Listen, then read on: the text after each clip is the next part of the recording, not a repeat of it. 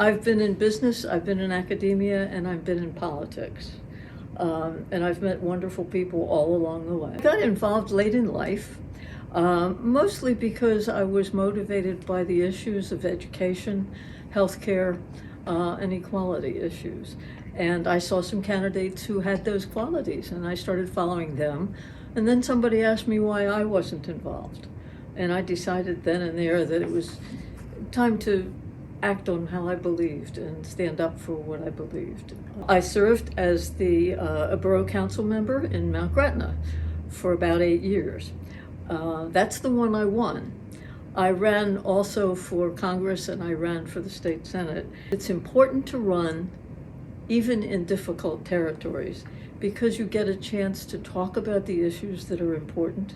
In effect, I won because I was out there with the issues. Been out front in a lot of cases. In business, I was in departments where there weren't many women. I was in groups that worked for women's rights. I started with Bell Laboratories and ended up with what's called NYNEX, which is New York Telephone. I found the culture of business to be like the culture anywhere else. You know the people, you know the language, and it's a society all to itself.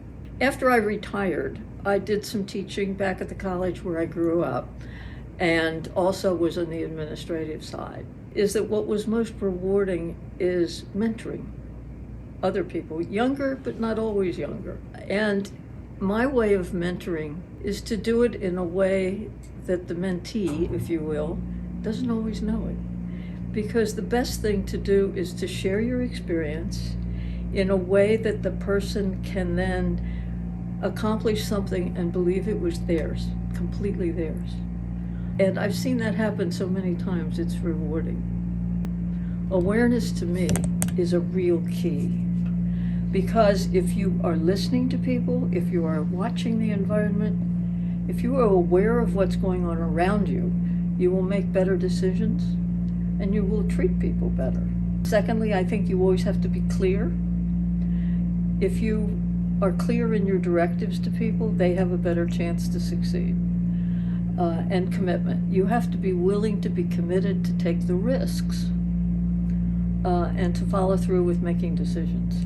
So you have to be aware, you have to be clear, and you have to be committed. And those are the kinds of people I've liked to follow as well. Well, I've written 3 books, and they were mostly to put the ideas down rather than to make a fortune, because one doesn't make a lot of money with books.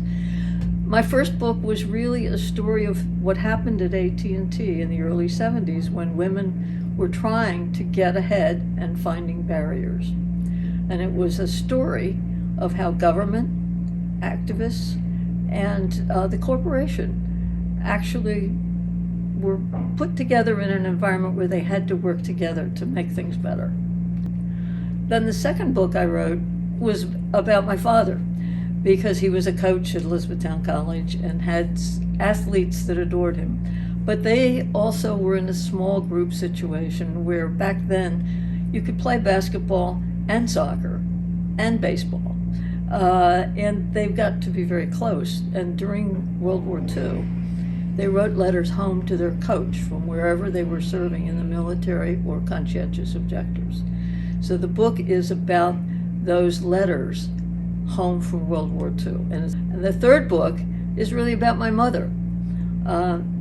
It's called Dear Woman of My Dreams.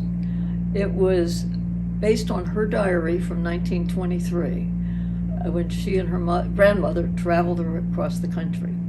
She was a sophomore at Lebanon Valley College, and her grandmother took her on this 2-month trip. Looking back and preparing for this, I am honored to be in this Hall of Fame, and I'm somewhat surprised because a lot of what I've done is behind the scenes. It isn't as obvious, but I hope it's reflected in the people I have helped along the way, and in particular the young people, because I've found some terrific young people here in Lebanon, and I enjoy watching them succeed. And I think there's a future in this current generation.